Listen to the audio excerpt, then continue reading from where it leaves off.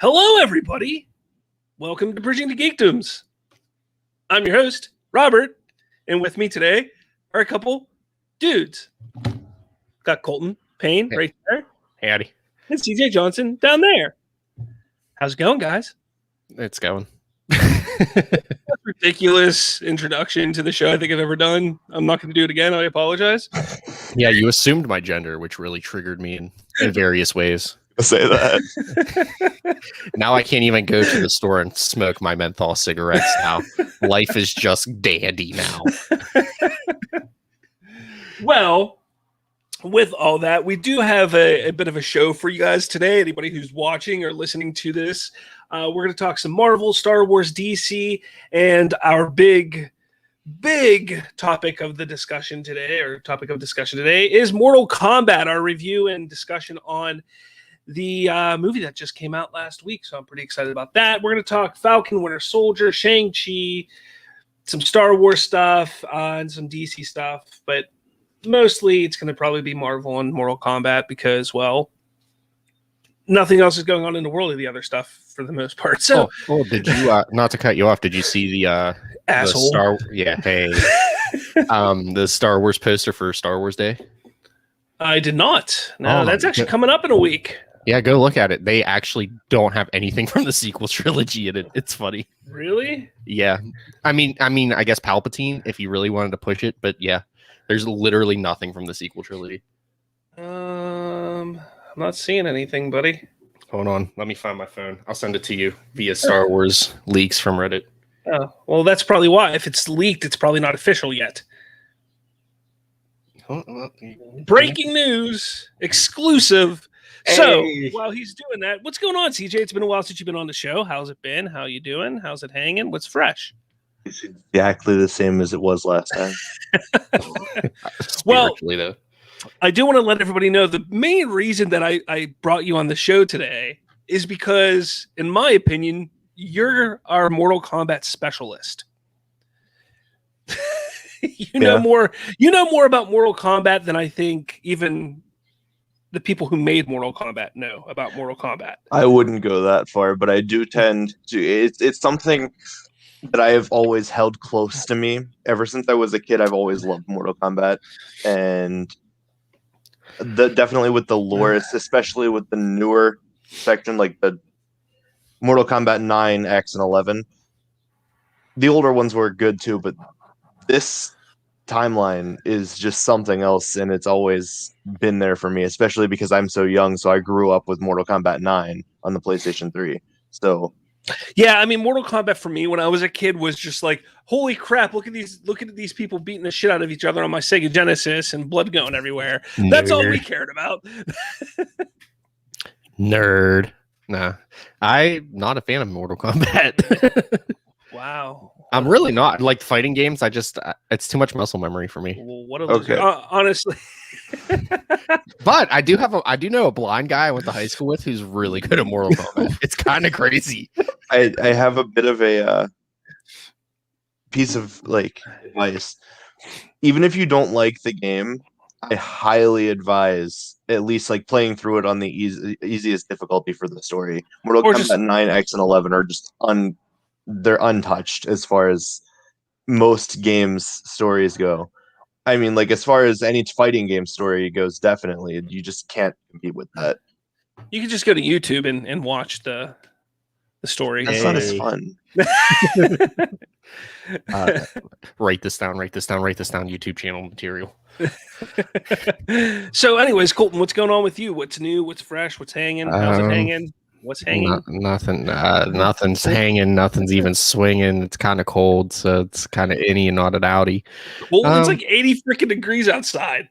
Not here. It's cold. It like got the wind blown. I actually had to go close the door. Normally, like I don't lock it like where the doorknob thing hits. I actually had to close it because the draft was opening the door.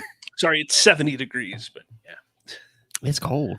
Yeah, well, you're down south now. You're down. Yeah, I'm down below that Mason-Dixon line. I go down to that down there Taco Bell, get me a Nacho Bell Grandy. Well, you do live like 3 doors away from Taco Bell. So Yeah, it's not even true. It's like maybe 2 blocks, but them Nacho Bell Grandies, they really hit the spot. Now, if you reference that to like 2 years ago when we did this really bad t-shirt commercial with my god awful Southern accent, it's gotten better. Dude, it took us like 2 hours to get through making that commercial because we both cracked up laughing. Like, I'd be a horse, dude. Oof. CJ's just sitting here like, yep, I'm here. He's like, horses. So, hey, we're going to talk about this real quick. First off, CJ, did you happen to watch Falcon and Winter Soldier? No. Yeah. I thought you were a Marvel guy. What the hell? I am, but I'm not like extremely open in the scene. I'm more like if I see something, then I'm going to click it, and I just didn't happen to see it. So Gotcha. So, haven't talked for a few weeks, which means we missed a few weeks of reviews. I apologize to anybody who actually cares and watches our show here or listens to our podcast. Hi. But hi, 3 supporters. Proud of you. Keeping the lights on.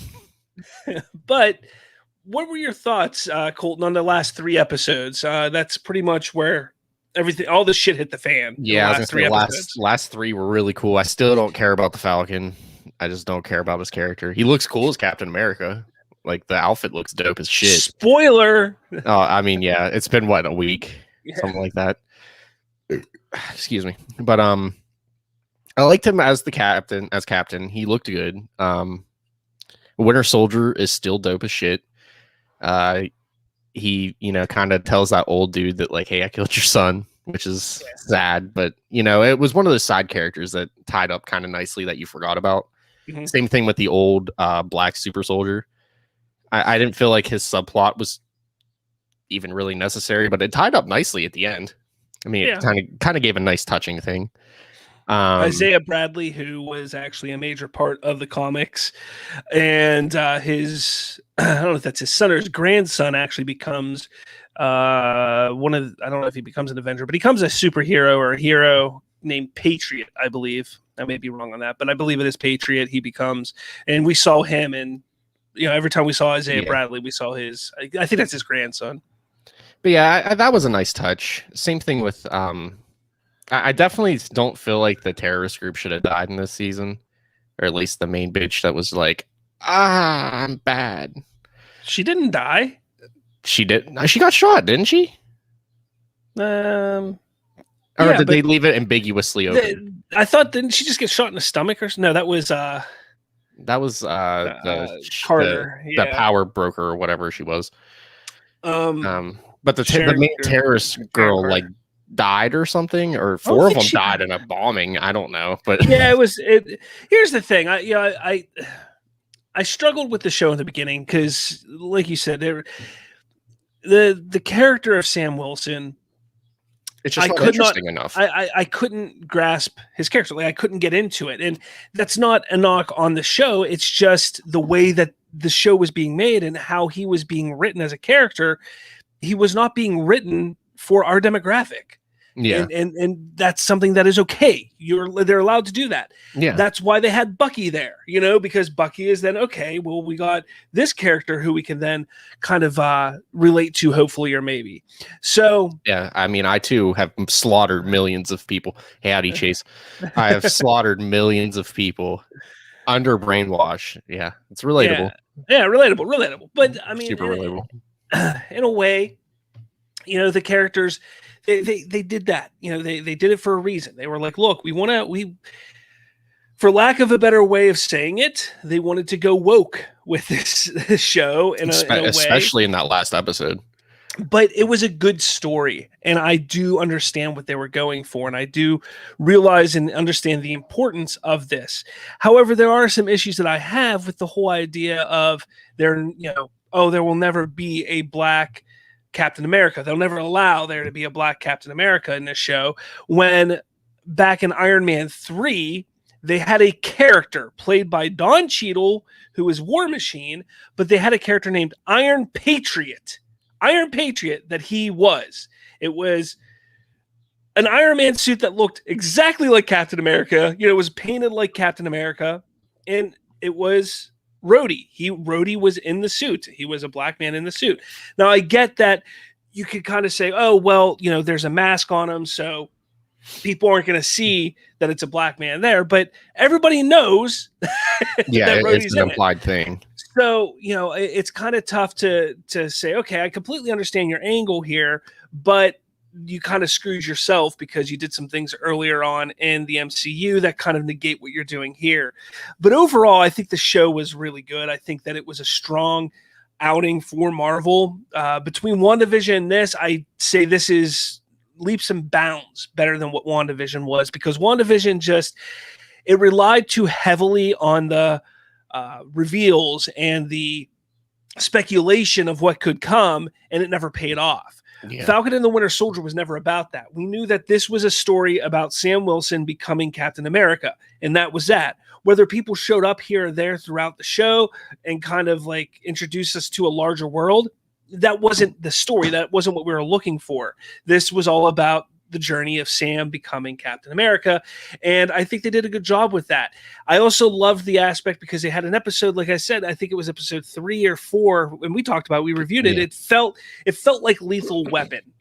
Not just because it was a black guy and a white guy, but it was the action, the comedy, the arguing between in the middle of exactly. Of a gunfight. To me, that was perfect. That was done brilliantly, and that's what I want to see more of. Because we don't get that in the films. We don't get that. The films are very straightforward, and you have a villain and they kill the villain. You have a villain and they kill the villain. And that's pretty much what the movies are. This show really opened up the possibility to further explore so many characters and the ideas and the struggles that they go through on a daily basis. Yeah. I mean, I agree with that because Hi, thank you for finally making time to watch the stream. What was I saying? I forget. It's gone. It's gone. I don't remember. It's fine. Lost. But overall, Falcon and the Winter Soldier, my hat's off to you guys. You did an amazing job. I can't wait to see what comes. I love how they ended it, Captain America and the Winter Soldier. Although I kind of felt that they should have gone away from the Winter Soldier aspect. They should have, along the storyline, had him adopt the White Wolf moniker of himself. And then it could have been the final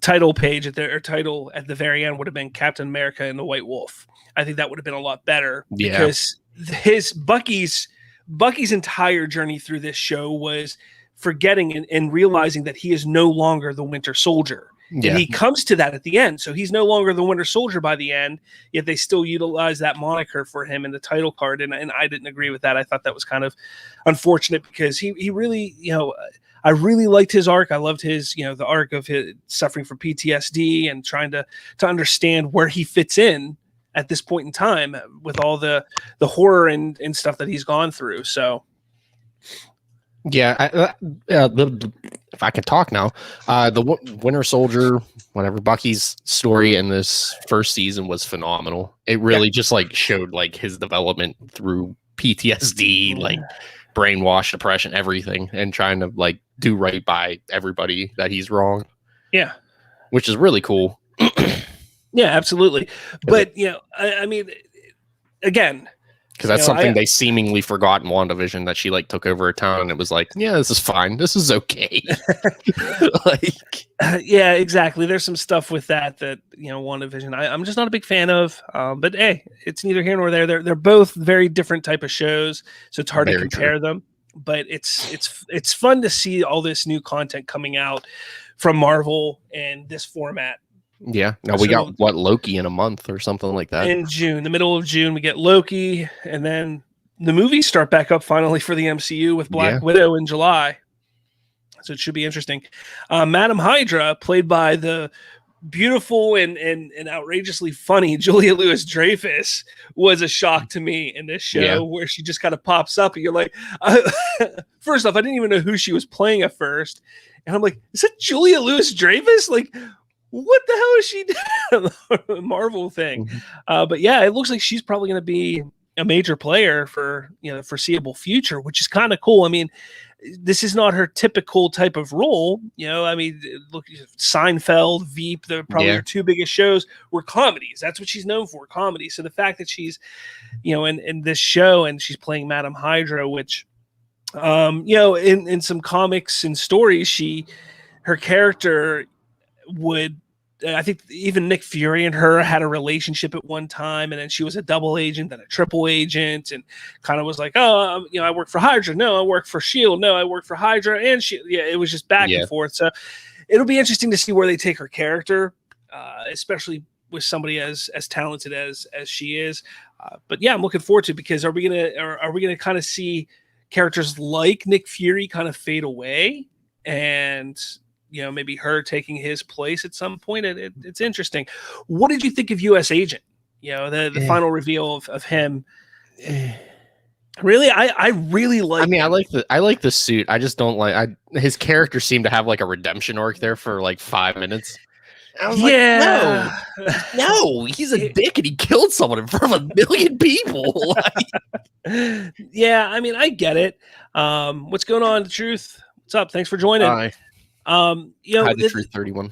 The thing with Walker, he did kind of have a little bit of a redemption moment there towards the end, but I don't think that's truly a redemption moment for him. He's going to be a U.S. agent who is very, very brutal in the way he handles about things, because he allows his anger and everything to get the better of him.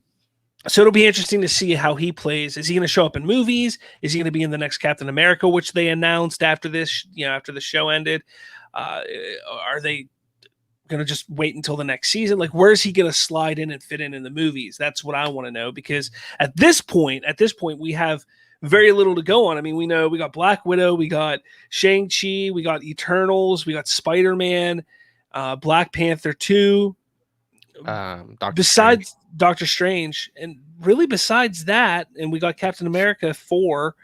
Besides that, we don't know what else is coming in the film universe, for the most part. So it'll be interesting to see how and where they fit him in, for sure. I mean, I wouldn't be opposed to seeing something like Captain America 2, like like that kind of esque movie. Captain America and the Winter Soldier? Yeah. No, yeah, with the U.S. agent. It's kind of like a Mission Impossible-esque movie. Dude, in my opinion, like, I've been saying this forever, and I'm kind of hoping that's what Black Widow is that like a Bourne Identity-esque type of Marvel that would be movie. Dope. That's what I want to see. And I'm kind of hoping Black Widow kind of falls into that, but I don't know. It's Marvel. It's going to have stupid comedy in it. Let's just be honest here. Yeah. Chase says, a lot of great movies coming soon. Can't wait. Smiley face emoji. Also very true. Still haven't been back in a theater yet, though. Neither have I. All right, so we're going to try something out new here, because Colton's never done this, but I want him. We're going to watch the Shang-Chi trailer. So, Colton, what I need you to do is hit that share button and then share screen. Now, down in the little area, there's a little box that says share audio. Make sure you click that for me, please. And then share. Oh, Jesus, share audio. Okay. Chrome tab. There we go. Okay. There we go. All right, so we're gonna do this, and then you control it. Do I full screen it? Yeah, do what you gotta do, man. Okay, swag. I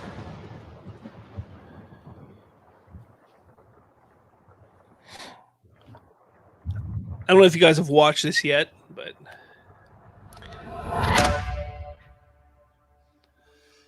I watched up to about here, and I was like, eh. I gave you 10 years to live your life. Now you see me rise. And where did that get you?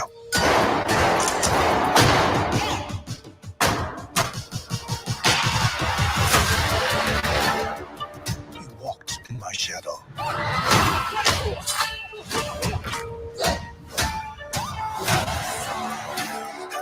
I trained you.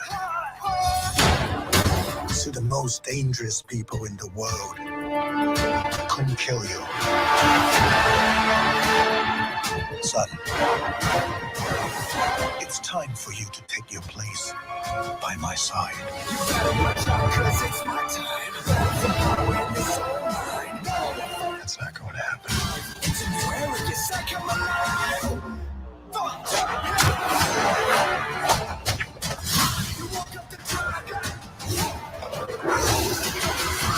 can't outrun who you really are.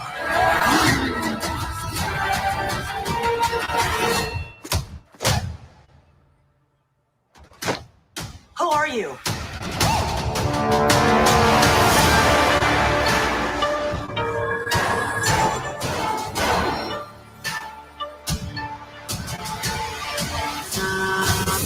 Okay. Hold on, everybody!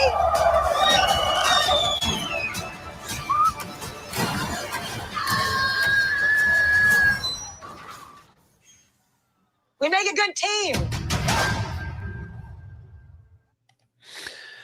So yeah, that's the Shang-Chi trailer, Legend of the Ten Rings. What do you guys think of it? Mulan looks wild. We can't hear you. Why? Wait. Why are I you think you're muted? muted. I There think we you're go. muted. You're muted. I can't Okay. unmute you. I got it. There we go. Hi. You got it? Welcome back. Okay. Yeah, yeah. I have two very serious issues. All right. But one is not as serious. But one is very serious, and it's not going to be serious to anybody else but me. So I'm going to start with the one that actually makes sense. Okay. All right. I don't really like seeing this much of this fighting style in movies, like over and over again, because we had Mulan that had it for the most part, and Still then don't we watch that. just had Mortal Kombat, and now we're having this, and it's just like I like it. I like the fighting style, but you can overdo it to a point. So that's my legitimate opinion. And they also want my I just didn't like that they crushed a BMW i8 with a bus. Rest in peace. Hats off. Hats off. Fair hats off. enough. Fair enough. I didn't like that. Let's see. What do we got here? Chase, that's crazy. Can't wait to watch it. I'm a big fan of fighting movies, even though I haven't watched Mortal Kombat yet. You know, he says he's a big fan of fighting movies, but you know, the thing with this, with Shang-Chi reminds me of so much is Crouching Tiger, Hidden Dragon. I mean, it's got that element of the kung fu and the crazy, you know, kind of fighting and, you know, just doing things that you wouldn't normally be able to do in martial arts. I'm hoping we see a Bruce Lee reference or cameo or Easter egg or something like that. I mean, that'd be cool. I'm sure they'll have some kind of martial art, kung fu, you know, Easter eggs throughout, but I don't think it's a must. I'm interested in seeing it. You know, I think it's a cool idea, or not a cool idea, but it's a cool concept to bring into the MCU is what I want to say, because we haven't had anything like that. You know, they tried to do it with Iron Fist on the Netflix series, and it failed miserably because they got the worst possible actor in the world to play Iron Fist. But I'm hoping that this kind of opens the door. Maybe they can reboot Iron Fist and bring him into it, bring in all those characters, because I think that has so much potential there, because there is a kung fu crowd out there. There are people out there who love kung fu movies that you could draw into the MCU if you start to build off of, you know, Shang-Chi, Iron Fist, and all that jazz, you know, and even with Daredevil, because, you know, they deal with the hand, and, you know, that one of his big, you know, one of his big arch nemesis is the hand in his story, and that's martial arts. It's all martial arts, and that's what people want to see. I think people would love to see that. I'm not really looking forward to it. I'm not going to lie.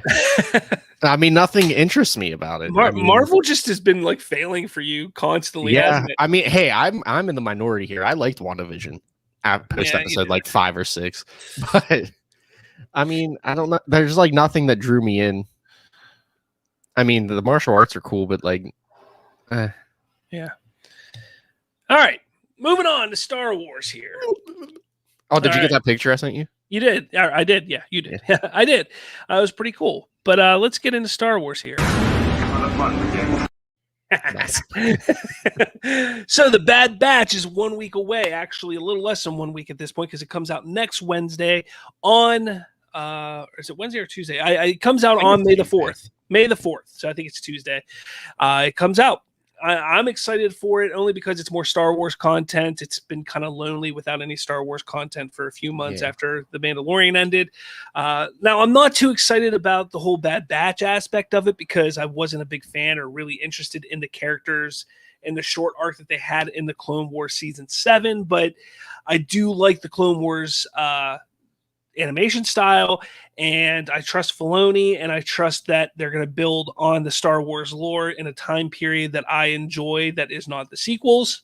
So I'm all for it. Yeah, it interests me because it seems like this show is going to focus around them being like hunted. Yeah.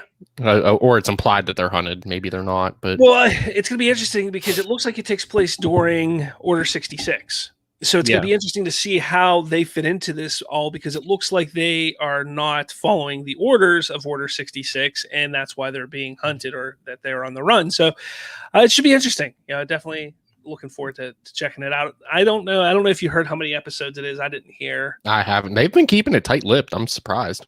Yeah, for sure. All right. So I guess you got nothing on that, CJ? No, I haven't heard, I haven't heard about it. Okay. Well, one thing I do want to talk about here before we move on, finish Star Wars off a little bit here. So there's been a lot of discussion and speculation on Rian Johnson's trilogy that was announced in 2017 that he was to be working on. It was going to take place in a different time period than Star Wars has ever been in before. And a lot of people just don't know what's going on with it. Where is it at? Why has it not been officially announced? I mean, it was officially announced because it was Lucasfilm and Kathy Kennedy that announced, hey, we're working with him on a new trilogy. But there's been no development since then. And they've talked to Rian Johnson quite a few times. Different outlets have talked to him and just said, hey, what's going on? And he's like, look, I'm still working on it. I'm still very much in the fold. I'm still doing things for it. And here we sit today, and there's still nothing. I mean, it was 2017. It's now 2021. 4 years since they said, hey, we're doing this, and we've got nothing. So what's happening here? Now, a lot of people were also speculating that, it's not going to happen because they got Patty Jenkins and how poorly The Last Jedi was received. Plus, they got Kevin Feige working on something for Star Wars. They have a lot in development right now that we don't even really know about either. So what is going on? Now, Rian Johnson did just sign a deal with, was it Amazon, I believe, to do the next 2 Knives Out sequels there. It's getting 2. I thought it was only getting 1. I believe it's 2. It doesn't need even a sequel, but whatever. Really? I enjoyed it. I mean, I liked it, but I don't think it needed a sequel. It was predictable, but to me, it just felt like Murder on the Orient Express. It was like, all right, that was a very predictable film. I don't think we need any more. And Knives Out, I thought was better than that. The murder, I like murder mysteries, but I thought it was a little too predictable. And I like Daniel Craig, so to see him, get a new franchise that isn't Bond, I think is kind of cool. But anywho, people are now saying, oh, well, Rian Johnson's going to be too busy to do anything with Star Wars. Some people are saying, thank God. Some people are saying, why, God? So first, I want to get your opinion on, do you want to see Rian Johnson get a chance to do a Star Wars trilogy or anything like that? Colton, I'll start with you real quick. I mean, I think he'd do better if he was in control of his own trilogy instead of like, hey, J.J. Abrams did episode 7. Let me just fuck everything up with episode 8 so you can pick up the pieces in episode 9. I feel like they should have done this with JJ. If you have one coherent story with one director, it'll make more sense than trying to like piece it together with 3 different people or 2 different people. It's not even director, it's writer. Like, that's the big thing. Like, having a writing staff, a writing team that goes from start to finish plays a big part in, everything connecting and there being one thought and there just being an idea that kind of, you have the through lines like, oh, okay, this makes sense. This makes sense. And everything leads to another thing. That didn't happen with the sequels, but yeah, I agree. So go ahead. But as a time frame that we don't know, bring in Yuzon Fong. Let's go. What do you think, CJ? Do you think Rian Johnson should get another shot at Star Wars? Honestly, as you said, I think that him having his own trilogy would make a big difference. And as long as it's like outside of the timeline and there's nothing that he could screw up based on the story itself that's already been established, then I think that there's no reason that he shouldn't. I mean, what does he have to lose at that point? Yeah. No, you're not wrong. You're not wrong. Yeah, because at that point, lore revolves around him, not the other way around. Yeah, essentially. Yeah. Now, the one thing that I think the people need to understand is Rian Johnson is a hell of a writer. He is a damn good writer. I mean, whether you like the Knives Out or not, it is written very well. Yeah, it's a good movie. Looper, amazing. What is the other one? Brick? Is that the other one? Amazing. Not good at names though. Really not good at names, but good writer. But he is a damn good writer. Damn good writer. Chase goes, I think I don't really know. So I'm going to say yes, he should get another chance. Hey, you're in the majority here. But I do. I believe also that he should get a chance at this. And I have talked to some people that said Rian Johnson is still in the mix over at Lucasfilm. They have not canceled his plans at all.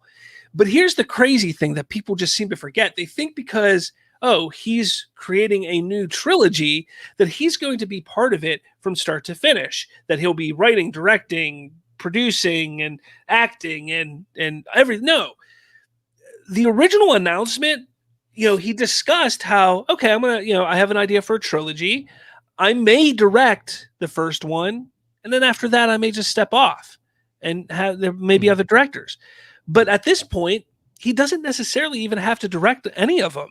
He could be the producer. He could be the one that has the story idea, and he could sit down with a team at Lucasfilm and they can bust out a story, and then he could go on his merry way and just sit back as a producer and developer and story writer for the movies. And they bring some new talented directors in to direct the films.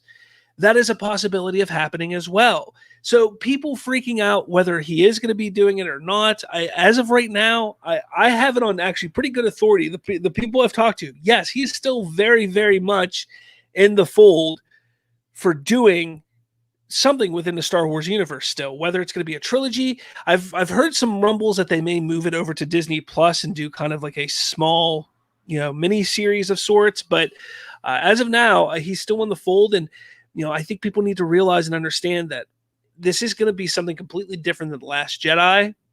Whether you like The Last Jedi or not, I think this is something that it's going to be a lot of fun if he actually gets to complete it and do it, because he is a hell of a storyteller. And that's never been my complaint about The Last Jedi. The Last Jedi I would never complain about the writing. I never complained about the directing. Actually, it's a beautiful film. It might be the most beautiful Star Wars film shot, but there's some other issues with it, and how it pretty much just negates anything that happens in The Force Awakens and kind of goes in a direction that had no ending in sight. Like, you had no idea where to take it from that point. So that's my issues with it. But yeah, that's that, for people wondering, that's what would you like him to explore? Like I said, the Yuzon Vong would be dope as hell, because I'd be far enough in the future that it wouldn't really affect anything. Personally, I'd love to see him tackle the Old Republic. That would be dope. I think he would do amazing with the Old Republic. I do. I think that, focus a story on a character that perhaps even like go back as far as the Jedi being developed. That'd be amazing. That'd be thousands and thousands of years into the past. That'd be fun. And the Sith being like the actual species and not like the Sith that we know. Yeah, exactly. That'd be cool. Yeah. All right. So we're going to jump over to some DC. Hell no! As Wonder Woman doesn't want us to do that. Don't do it. No.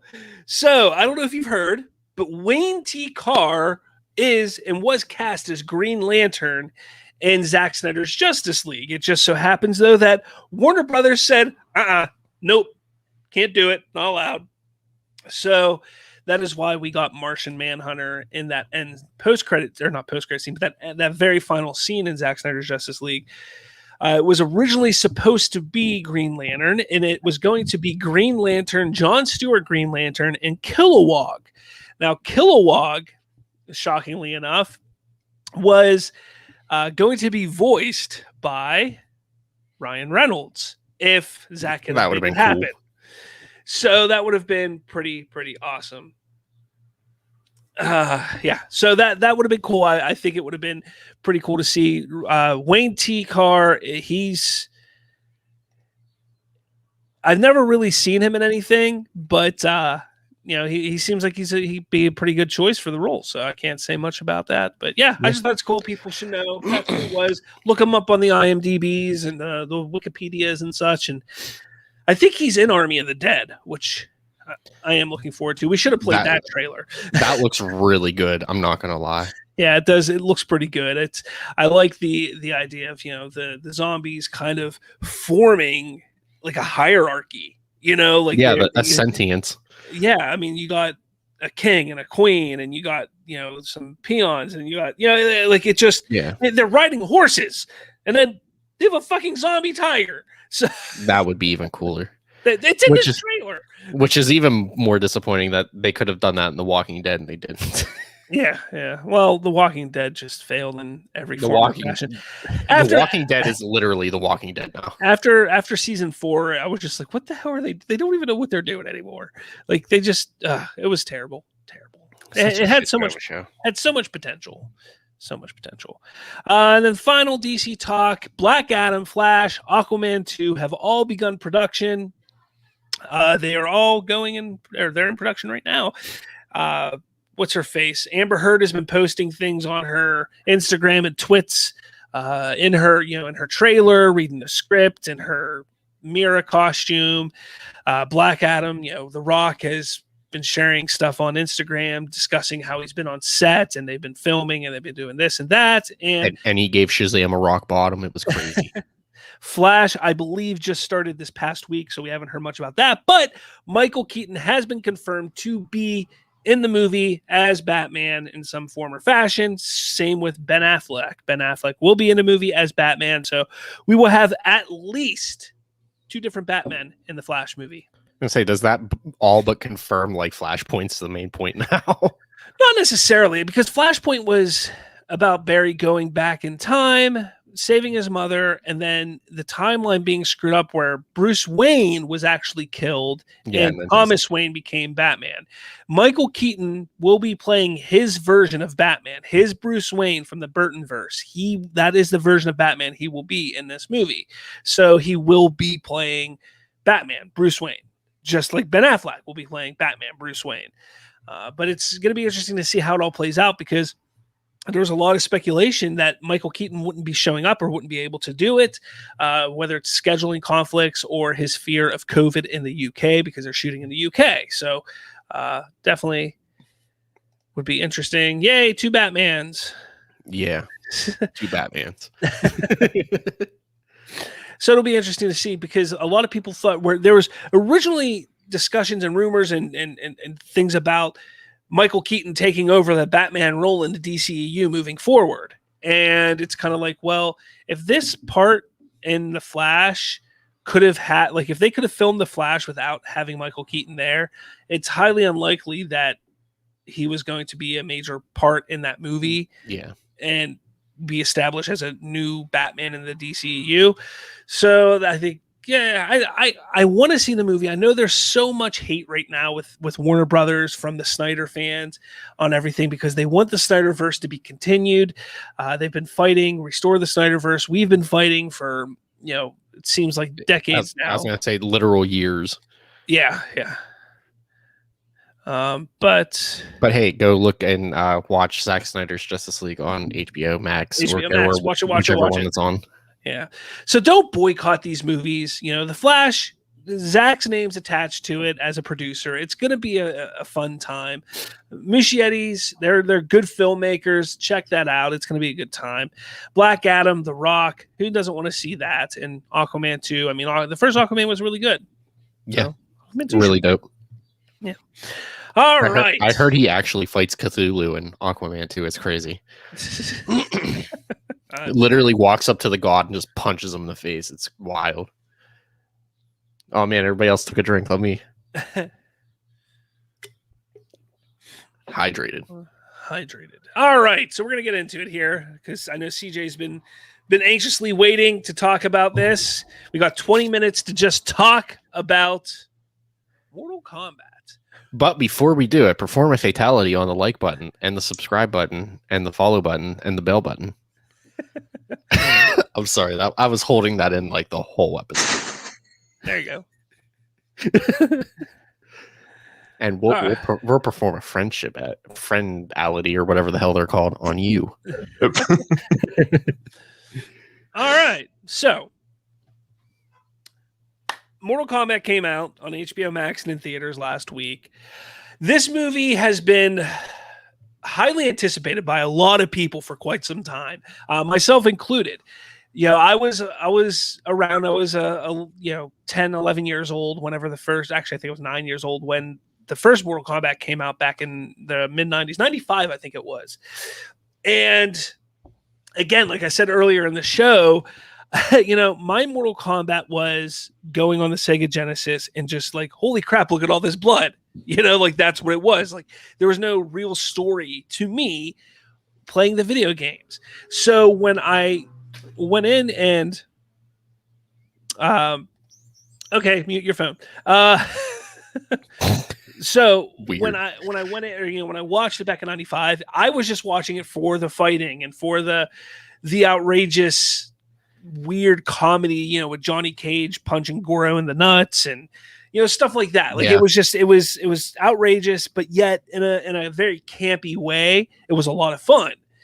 When the second one came out, the second one was in Mortal Kombat Annihilation or something like that. That movie was horrendous. It's a gem. That movie is horrible. It just, none of it made sense. I haven't even watched it since the 90s, so maybe it does make sense, but I don't remember.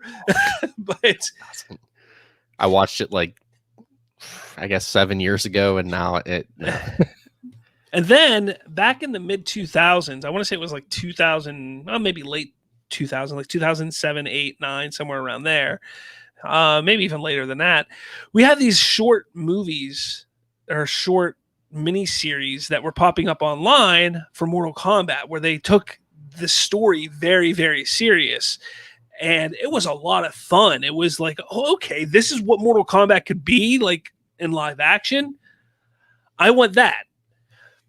Well, it then took 11 years, 10 years, 12 years for it to finally come to fruition. And we got our Mortal Kombat movie it takes itself a little more seriously, but doesn't sway from the comedy.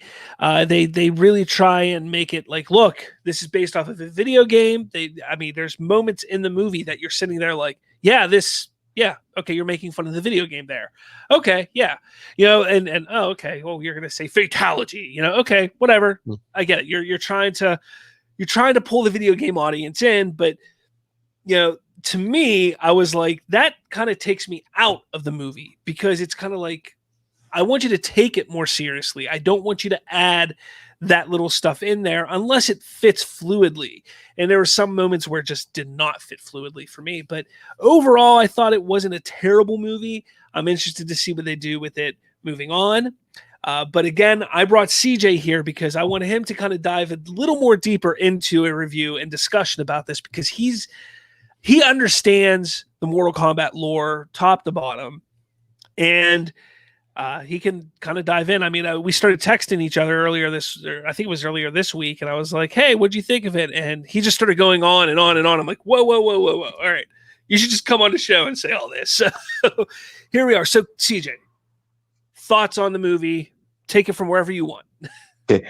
First off, I apologize for any sound that comes from outside. My neighbors are playing with dirt bikes. But anyway, my main thing, like, first off, I thought that the movie was good as a whole. The production was good. There were a few times that I saw the CGI, like there was whenever Jax got thrown down after getting his arms frozen off, and that looked kind of weird. But overall, it was good. However, there is a lot of story overlap that I have an issue with, because I get that it's Mortal Kombat. Okay, we have like 3 or 4 different timelines now, but we don't need to start another one. Like, I see an advertisement for Mortal Kombat, and I'm like, wow, we're finally gonna get a story-based movie. Because I have people that I know that don't like to play video games, but I think that they would like the story to Mortal Kombat. So I'm like, yeah, I can finally do that. I can finally get to see it brought to life on a big screen. That's really cool. And then I get given whatever this is, right? So the story follows Cole Young, completely unknown character, never even been mentioned. And he's just kind of lackluster, honestly. He's he's okay to a point, but whenever you sit and look at it like from a whole, he just doesn't fit in with the rest of the characters. He doesn't have the same charisma. Like, oh, cliche man fights for his family. Family bring out chakra. It's just, it's not. It doesn't like. For me, Cole Young is what happens whenever you pick C on a test because you don't know what the answer is. Like, that's just what I'm looking at.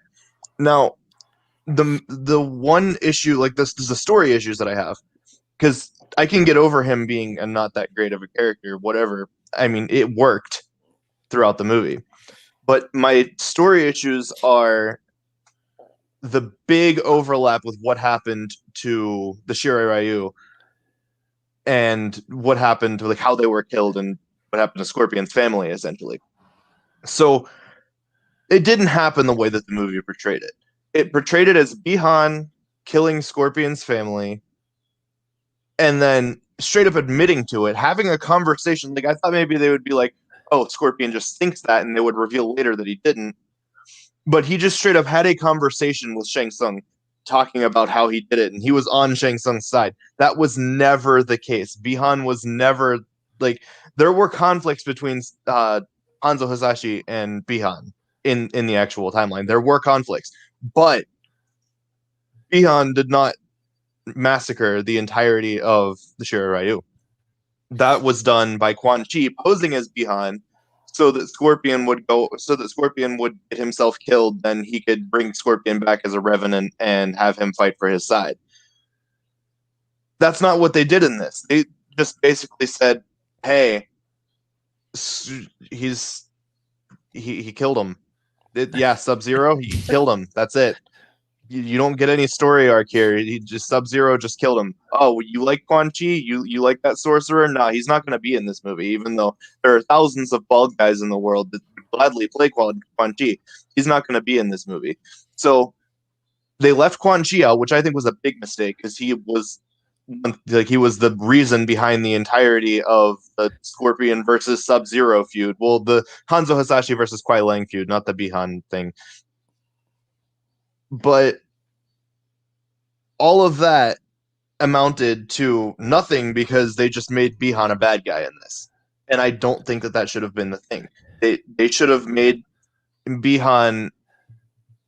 Like, they could have very easily told the same story. They could have had it to where Quan Chi did what he did, killed Scorpion's family, dressed up as Bihan, and then Scorpion could have gone after Bihan. There could have been a battle there. Bihan could have had the thing where he tried to defend himself. Scorpion didn't let him say anything. Scorpion kills him, just like in Mortal Kombat 9. And then later they could reveal that Quan Chi was the one that did it. And then that would leave them more direction to go in the story instead of just like, oh, he killed my family, I kill him, that's it. And it just ruined the flow of all of it, for me at least, because I'm the one that's expecting something to happen and something doesn't happen. And I get why you would change some things so that it's not, so the people who play the game or people who've played the games wouldn't know everything that's happening. But changing key plot points is just not the way to go. It doesn't work. It really annoyed me. I mean, again, I don't know the lore quite as well as you. I mean, I knew certain, little aspects, like you can't have Melina without Katana. Like, that just made no sense to me why they brought her into it and didn't show her development to being who she is, which is very much because of Katana, and you have no story there. But it's possible, with the exception of the Sub-Zero and Scorpion plot, I think it's possible that we're going to get some more background on some of these characters later on. Now, obviously, some characters died, so we're probably not going to see them again. But there is that thought and understanding that they're going to be brought back and look more like their counterparts from the video games, such as Kano and even Sub-Zero coming back as Noob Saibot. There's some thoughts there. So, honestly, when it comes down to it, the lore didn't them straying from the lore that I know, which again isn't a lot, that didn't bother me so much. It was more like Cole, like you were saying, Cole. He made no sense. He was a pointless character. They could have taken any character from Mortal Kombat, essentially. It's Johnny Cage, for instance, and just put him into the mix as the main character, and you could have had just as good of a story, if not better, because it's a character that everybody that knows and they're aware of. But they decided to make this new character, and I feel his ability was really lame. They didn't even give him anything that was intriguing as an ability that he develops.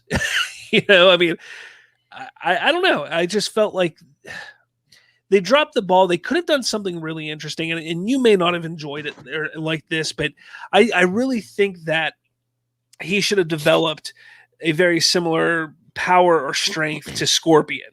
Like, that's what I felt that should have happened. And there was a lot of speculation originally that he was going to be Scorpion, that we were going to see his development into becoming Scorpion in the movie. And obviously that's not what happens. But, the Cole just really annoyed me because he was not an interesting character in any way, shape, or form. I was more interested in Sonya and Kano's, relationship that was going on, and not a relationship, but their little quarrel. I thought that was more interesting and more fun to watch than anything Cole did at all in that movie. And Goro, they completely nerfed Goro. Like, I mean, he is, what is it, the 9-time Mortal Kombat champion, and he gets killed in a barn by somebody who hasn't won a fight in like 45 years or something. Like, to me, it was just kind of like, come on, like, it's fucking Goro, like, come on. But I don't know. I don't like how they disrespected Kung Lao as well. I mean, Kung Lao, descendant of the great Kung Lao, that's he just gets his soul sucked. That's it. Yeah. He didn't even have a fighting chance there. I mean, he did kind of have an equally pathetic death in the actual series, because in Mortal Kombat 9 he was killed by Shao Kahn, because there was a bit of a argument. Then he was turned around, and then Shao Kahn just like came up behind him and just snapped his neck, and that was it. But at least he got the fight, and he showed some, like, I can't think of the word that I'm looking for. He showed that he was a tough man, for lack of a better word. I mean, he had a couple moments in the movie, but it wasn't enough. And that was, I agree. I think that they could have done more with him. Who else was there? Liu Kang was pretty just there. Like, it was like, at first you felt like he was going to be what? He's the chosen one. He was chosen by Raiden to win the tournament, and then they just treated him like that. Yeah, exactly. Like, he literally is like, hey, I found you guys. Come with me. Oh, I'm going to stand over here. Oh, look, I'm going to fight a little bit. Okay, I'm done. Like, he did nothing the entire movie. I can say that I did enjoy the scene in which they were all sitting around the dinner table, and they were Kung Lao and Liu Kang were edging Kano on to get him to reveal his chakra. That was a really good scene. I liked that a lot. Yeah, I did like that. And dude, Kano was fantastic. I know, a lot of people were, sharing the memes about him, his back, needing surgery on his back because he carried the whole film. But he was, he did a fantastic job. And, to think that the guy from the pharmacist from Superstore is the guy who plays Kano. I didn't see it at first. Like, I only through the internet, through Twitter, I was like, holy shit, it is him. Like, it just, I couldn't believe that he was able to transition into a role like that so well. But he did a fantastic job. I really did enjoy his arc and his portrayal. Raiden, I didn't like. Now, don't get me wrong. I'm a huge Christopher Lambert fan, and he's the one who played Raiden in the 95 film.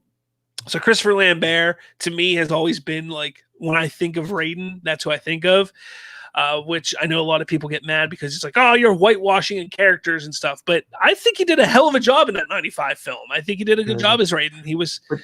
You can't say that you're whitewashing a character. Raiden is not a human. He is it doesn't work like that. Yeah. Oh, trust me, Plus, people even say in the all that.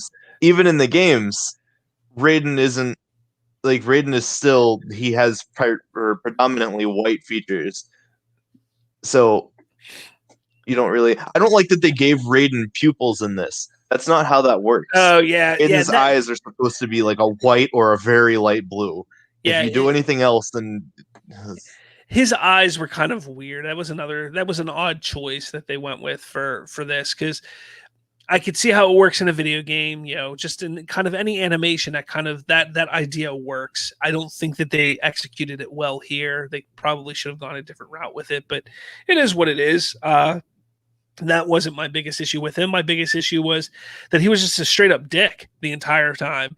And not saying that he was anything different in the original story, but he doing that, making a character so one dimensional just turns you off in a movie. Like you're just like, okay, I don't care about what he says or what he wants or what he does.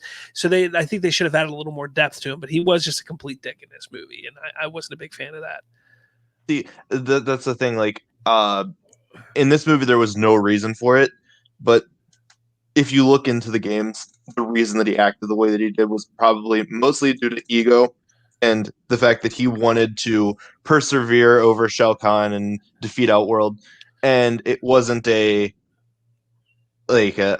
oh, I just don't like you. It was more of he just really wanted to do it, and that caused arguments between he and Liu Kang, and that even got Liu Kang killed because he wasn't powerful enough to stand against Raiden, who was a literal god. So, I mean, I guess that would make sense that he couldn't, but I at least he had a reason to do it before. He had no reason to act the way that he did. He had no reason to, I mean, they didn't even, he didn't even get as much screen time as he should have. I mean, he's one of the main characters, and yeah, and then let's just throw it out here. The final big issue that I had with it is it's just one long prologue to the actual tournament. Like, Colton, I know you haven't seen it yet, but yeah, I was gonna say I'm clueless to what you guys are talking about. They never get to the tournament in this movie. What the fuck? Yeah, there's no Mortal Kombat in this movie. Like, that's disappointing. It's a prologue to Mortal Kombat. Is essentially what I don't even know if they can though at that point, because I mean, I'm just going by what I know of the lore. I know that Kano's in the tournament. Kano might not be dead. He did just kind of get a garden gnome shoved into his eye. He didn't really, die necessarily. There was no fatality. So we don't know what happened with Kano. But Kano was in it. I don't know about the other characters as far as, because, I really don't pay enough attention to the older storyline. I'm mostly just MK9 through MK11. But I know that Bihan was killed in the tournament because Scorpion came in and Scorpion was like, I want him. And then Bihan's like, okay. And then they fought. And then they told Scorpion not to kill Bihan.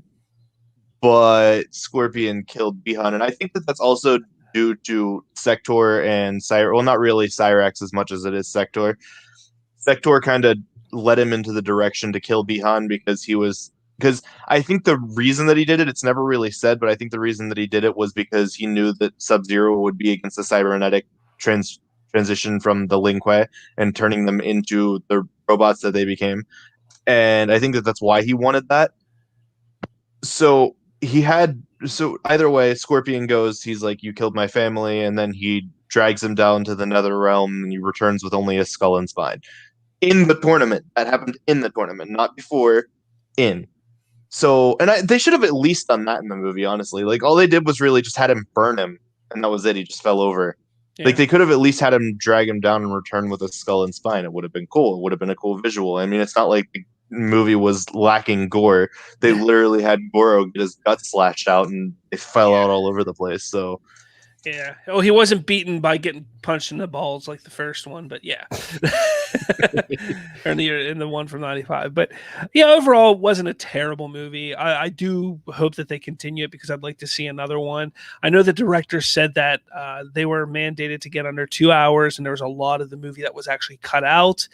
Typical for Warner Brothers, it seems. They love to cut and slash movies to pieces. So maybe there's a director's cut, that can come out at some point that expands on a lot of the things that we didn't like from the movie. movie and stuff like that. So here's hoping at least. But yeah, go check it out. I mean, if you have HBO Max, make sure you check it out. Go to the theater. Get out there and support your theaters now. I mean, they're not going to survive if we don't start supporting them here soon.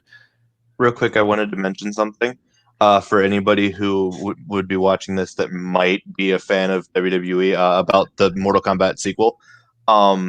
It's rumored that The Miz is going to be in the next movie as Johnny Cage, because he tweeted a photo of him with his face photoshopped on Johnny Cage, and then Ed Boon, who is one of the biggest creative directors of Mortal Kombat, said that he makes a compelling case. So there's a good chance that we'll see The Miz. And The Miz is a great actor, so I'm down for it 100%. About that.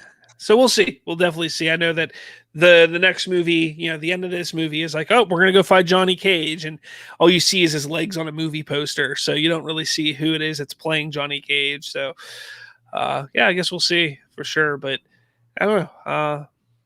I don't think it was a terrible movie. I don't think it was the best. I'm interested to see how they continue. But I also wouldn't be disappointed if they're like, you know what, let's go back to the drawing board and start this over again. So I mean, it is what it is. Definitely is. But I guess that's it. I got nothing else to say. Anybody else got anything to say about anything? Buy Bitcoin. Buy Dogecoin. Buy Dogecoin. To the moon. Dogecoin. Go. To the moon. What do we got here? Let's see. Chase, I'm going to hop on to see some stuff. Then CJ says The Miz from WWE. I'm like, what? No way. Yeah. I'm a big fan of WWE. You have to check his Twitter. You could check The Miz's Twitter, and you'll see where he tweeted at. I think he tweeted at Ed Boon, or maybe he tweeted at Warner Brothers. I don't know, but he tweeted at one of them, and then Ed Boon replied. So, all right, guys. Well, that's it. Thank you so much for joining the show, CJ. We're gonna get you on more often. Definitely gonna get you on more often. But with all that, make sure you hit that subscribe button, smash that like button, and find us on the twits at Bridge Geekdoms or at White Ruby 53. I don't think CJ wants anybody to find him anywhere. So I do. I only sometimes and occasionally stream on Twitch and post random videos on YouTube. Both names would be The Amazing CJ27. Find me there. Or don't. It's whatever. Well, there you go. There you go. Thanks for joining, guys. It's been a blast. Sorry, I'm not as loud as I normally am because I'm a little under the weather, but it is what it is. But with all that, thank you for watching, listening to the show. I'll talk to all of you next week.